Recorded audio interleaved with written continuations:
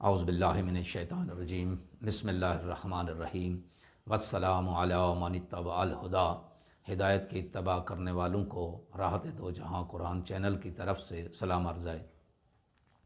صاحبان ایمان، سامعین کرام، ہم آج سورہ بقرہ کی ابتدا کر رہے ہیں۔ کل تک ہمارا جو سبق تھا وہ سورہ فاتحہ تک محدود تھا۔ آج ہم سورہ بقرہ جو کہ قرآن پاک کا سب سے بڑا سورہ ہے اس کی ابتدا کرنے جا رہے ہیں۔ اس کے متعلق تھوڑی سی گزارشات آپ کے گوش گزار کرنی ہیں کہ یہ جو سورہ بقرہ ہے یہ قرآن مجید کا سب سے بڑا سورہ ہے، جس میں اسلامی تعلیمات کا متعددہ حصہ موجود ہے، جس میں مثلاً تحویل قبلہ کا ذکر ہے، حج کے احکامات کے بارے میں ہے، روزے کے بارے میں ہے، اور جہاد جیسی اہم تعلیمات کے علاوہ بہت زیادہ اہمیت کی حامل آیت الکرسی بھی اسی سورہ بقرہ میں ہے۔ بقرہ عربی میں گائے کو کہتے ہیں۔ اس سورہ میں ایک گائے سے مربوط ایک واقعہ بیان ہوا ہے، چنانچہ اس مناسبت سے اس سورت کا نام سورہ بقرہ پڑا ہوا ہے۔ تو آئیے ہم ابتدا کرتے ہیں سورہ بقرہ کی۔ بسم اللہ الرحمن الرحیم، الف لام میم ذالک الکتاب لا ریب فیہ ھدی للمتقین۔ ترجمہ: الف لام میم۔ دوسری آیت کا ترجمہ: یہ کتاب جس میں کوئی شبہ نہیں، ہدایت ہے تقوی والوں کے لیے۔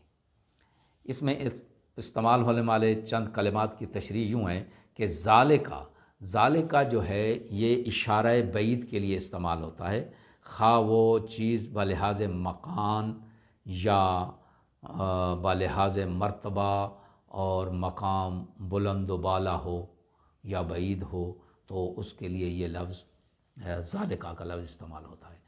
آگے جو لفظ ہے وہ ہے کتاب کاتبہ، کاف تے بے۔ یہ کاتبہ یہ کتال کے وزن پر مصدر ہے اور اس میں مفعول کے معنی میں استعمال ہوتا ہے، یعنی کتاب سے مکتوب مراد ہے۔ نیز یہ مادہ جمع کے معنی میں بھی ہے، چنانچہ ایسے اوراق کا مجموعہ کتاب کہلاتا ہے جن پر کچھ لکھا ہوا ہو۔ یہ کاتبہ کبھی دستور اور حکم کے معنی میں بھی استعمال ہوتا ہے، جیسے کبھی یہ دستور اور حکم کے معنی میں بھی لفظ استعمال ہوتا ہے، جیسا سورہ مائدہ میں ارشاد ہو رہا ہے وَكَتَبْنَا عَلَيْهِمْ فِيهَا أَنَّ النَّفْسَ بِالنَّفْسِ، اور ہم نے توریت میں ان پر یہ قانون لکھ دیا تھا کہ جان کے بدلے جان۔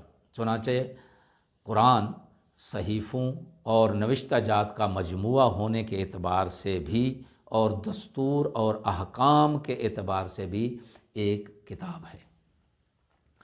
فرض اور واجب قرار دینے کے لیے بھی لفظ کاتبہ استعمال ہوا ہے، جیسے سورہ انعام میں ارشاد ہوا کاتبہ ربکم علی نفسہ الرحمہ، تمہارے رب نے رحمت کو اپنے اوپر لازم قرار دے دیا ہے۔ اسی سورہ بقرہ میں ارشاد ہوا وَكُتِبَ عَلَيْكُمُ الصِّيَامُ كَمَا كُتِبَ عَلَى الَّذِينَ مِن قَبْلِكُمْ لَعَلَّكُمْ تَتَّقُونَ، تم پر روزے فرض کر دیے گئے ہیں جیسا کہ تم سے پہلی قوموں پر فرض تھے تاکہ تم متقی بن جاؤ۔ اگلا لفظ ہے ریب، ریب شبہ، بدگمانی اور عدم اعتماد، یہ لفظ ان لفظوں کے لیے استعمال ہوتا ہے۔ یہ لفظ شک کے مترادف نہیں ہے، بلکہ جیسا کہ عام طور پر اس کو شک کہا جاتا ہے اس کا مترادف نہیں ہے، بلکہ یہ بدگمانی، شبہ اور عدم اعتماد کے معنی میں استعمال ہوتا ہے۔ اگلا لفظ ہے ہدایت، جیسے کہ پہلے سورہ فاتحہ میں بھی ہدایت کے لفظ پہ تھوڑی سی روشنی ڈالی تھی، تو یہ بالکل وہی اس کا معنی ہے کہ ہدایت کے مطلب ہے مہر و محبت کے ساتھ رہنمائی کرنا، اسی لیے بلا معاوضہ جو دی جاتی ہیں چیزیں ان کو ہدیہ کہتے ہیں۔ اگلا لفظ ہے متقین یعنی صاحبان تقوی، متقی کی جمع ہے۔ تقوی وقایا سے ماخوذ ہے، جس کا لفظی معنی ہے ہر اس چیز سے نفس کو بچانا جس سے گزند پہنچنے کا اندیشہ ہو۔ انسان خود کو خطرات سے اس وقت بچاتا ہے جب اسے ان سے خوف لاحق ہوتا ہے۔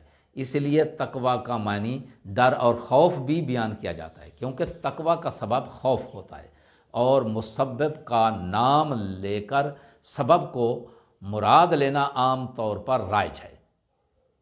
یعنی تقوی سے خوف مراد لیا جاتا ہے، جیسے اتقوا اللہ حق تقاتہ، سورہ آل عمران میں ارشاد ہوا کہ اللہ کا خوف کرو جیسا کہ اس کا خوف کرنے کا حق ہے۔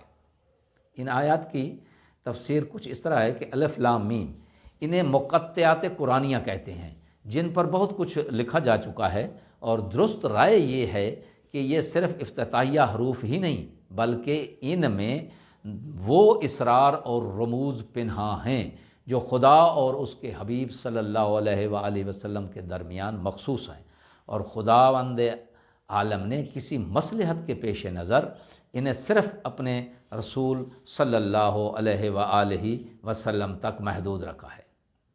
اور اس کے بعد جو لفظ استعمال ہوا ہے وہ ہے لا ریب۔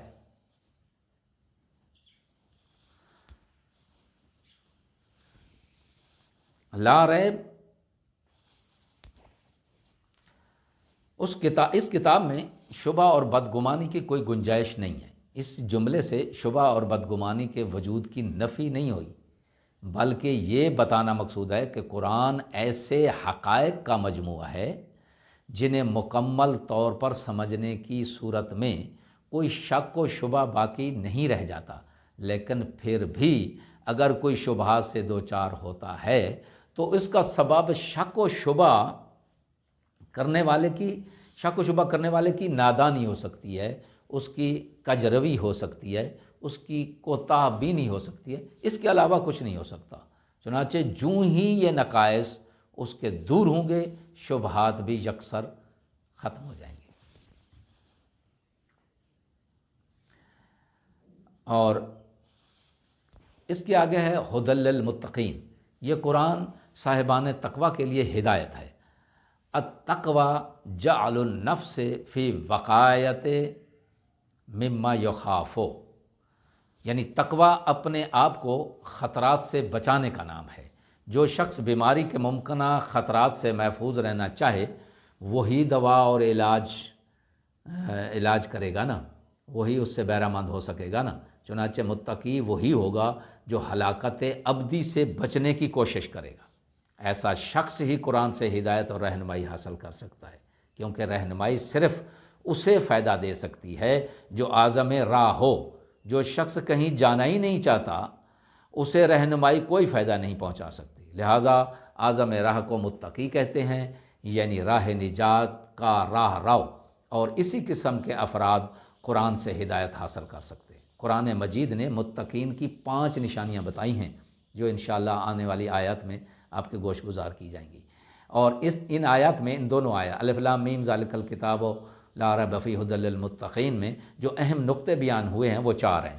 پہلا نقطہ یہ ہے کہ جو اشارہ بعید ذالکہ سے ظاہر ہوتا ہے کہ قرآن اس بلند مقام پر ہے جہاں شبہ کی رسائی ممکن ہی نہیں۔